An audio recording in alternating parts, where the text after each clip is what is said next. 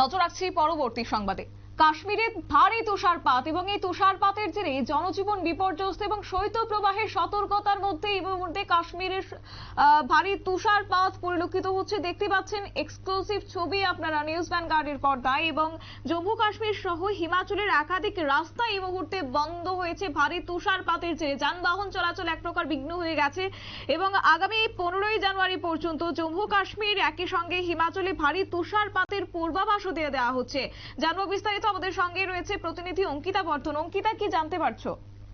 একদমই, দেখো যে ছবি আমরা দেখতে পাচ্ছি এই মুহূর্তে টিভি স্ক্রিনে, সেখানে স্পষ্টত দেখা যাচ্ছে যে কিভাবে তুষারপাত হচ্ছে। আর এই তুষারপাতের জেরে সেখানে থাকা সাধারণ মানুষ বা যারা পর্যটকরা রয়েছেন তারা কিন্তু এবার রীতিমতো বিভিন্ন সমস্যার সম্মুখীন হচ্ছেন। কারণ একদিকে শৈত্যপ্রবাহ 30 ডিসেম্বর থেকে 30 ডিসেম্বর পর্যন্ত স্কুল বন্ধ করে দেওয়া হয়েছে গাজিয়াবাদে। এছাড়া দেখা যাচ্ছে যে জম্মু এবং কাশ্মীরের তুষারপাত, এই যে তুষারপাত চলছে তাকে কেন্দ্র করে বহু বহু গাড়ি এখন আটকে রয়েছে। কারণ ইতিমধ্যেই উইন্টার ভ্যাকেশন শুরু হয়ে গেছে, আর উইন্টার ভ্যাকেশন মানেই কোথাও ঘুরতে যাওয়া। আর সেই ক্ষেত্রে পছন্দের তালিকায় থাকে যেখানে তুষারপাত হয়, যেখানে সব থেকে বেশি শীত পড়ে বা বরফ দেখা যায়, সেই জায়গায় যেতে বেশিরভাগ পছন্দ করে থাকেন পর্যটকরা। তার মধ্যে দেখা যাচ্ছে কাশ্মীর, তারপর দেখা যাচ্ছে লাদাখ এবং দার্জিলিং, এই সমস্ত জায়গায়, গ্যাংটক, এই সমস্ত জায়গায় কিন্তু প্রচুর পরিমাণে ভিড় জমছে পর্যটকদের। একেবারে বরফের পুরো চাদরে ঢেকে যাচ্ছে এবার ভূস্বর্গ এবং হিমাচল।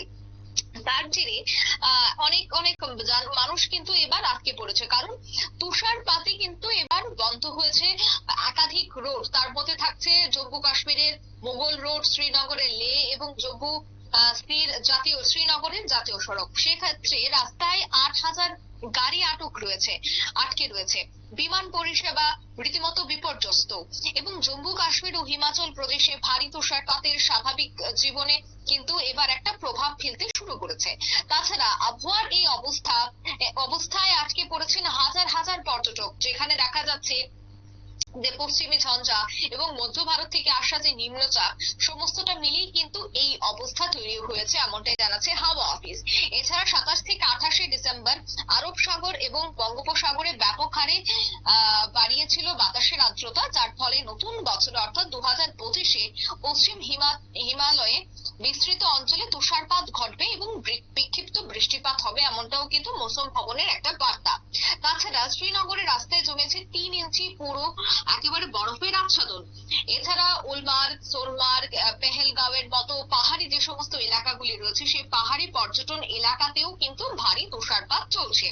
বিশেষ করে শ্রীনগরের যে লে প্রধান সড়ক সেখানে, তাছাড়া জম্মু কাশ্মীরের জাতীয় সড়ক, মুঘল রোডের মতো রাস্তা বন্ধ হওয়ায় পর্যটকদের কিন্তু হাজার হাজার গাড়ি সেখানে আটকা পড়েছে।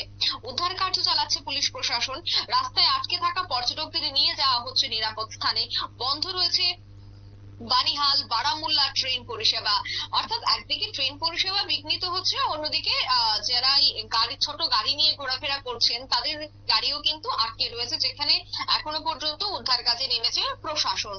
তবে এই যে তুষারপাত তা আরো কয়েকদিন চলবে তাই জানাচ্ছে মৌসুম ভবন। মৌসুম ভবনের আরো বার্তা হচ্ছে যে শৈত্য প্রবাহ একেবারে বছরের শুরুতেই দেখা যাবে। তাই যারা ইতিমধ্যেই ভাবছেন যে এই শৈল শহরগুলিতে ঘুরতে যাবেন, তারা কিন্তু মৌসুম ভবনের আপডেট দেখেই তারপর প্ল্যানিং করুন। কারণ এখনো পর্যন্ত যারা পর্যটকরা রয়েছেন তারা কিন্তু রীতিমতো সেখানে একটা দুর্ভোগের সম্মুখীন হচ্ছেন, কারণ কোনোভাবেই গাড়ি আসা যাওয়া করতে পারছে না, কারণ সড়ক বন্ধ হয়ে পড়েছে।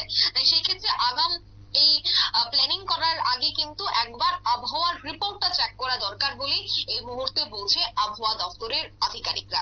শতাব্দী, ধন্যবাদ অঙ্কিতা। বিস্তারিত তুলে ধরলো আমাদের প্রতিনিধি অঙ্কিতা বর্ধন। এবং কার্যত জম্মু কাশ্মীর এক প্রকার এই মুহূর্তে প্রকৃতির কোপে পড়েছে এবং যেখানে পরিস্থিতি অত্যন্ত ভয়ঙ্কর, যেখানে ভারী তুষারপাত পরিলক্ষিত হচ্ছে, যার জেরে জনজীবন তো বিপর্যস্ত এবং সেই জায়গায় আটকে রয়েছে 5,000 পর্যটক এবং তাদেরকে উদ্ধারে ইতিমধ্যে কাজ চালানো হচ্ছে। এবং এরপরে জম্মু এবং কাশ্মীরের যে মুখ্যমন্ত্রী ওমর আব্দুল্লাহ তিনি জানিয়েছেন যে বরফ পরিষ্কারের চেষ্টা চলছে এবং যারা পর্যটকরা আটকে রয়েছেন তাদেরকে বাড়ি ফেরানোর জন্য এই মুহূর্তে পদক্ষেপ গ্রহণ করার একটা আশ্বাস দিয়েছেন সেখানকার মুখ্যমন্ত্রী। নিয়ে নিচ্ছে ছোট্ট একটি বিজ্ঞাপন বিরতি, সঙ্গে থাকুন।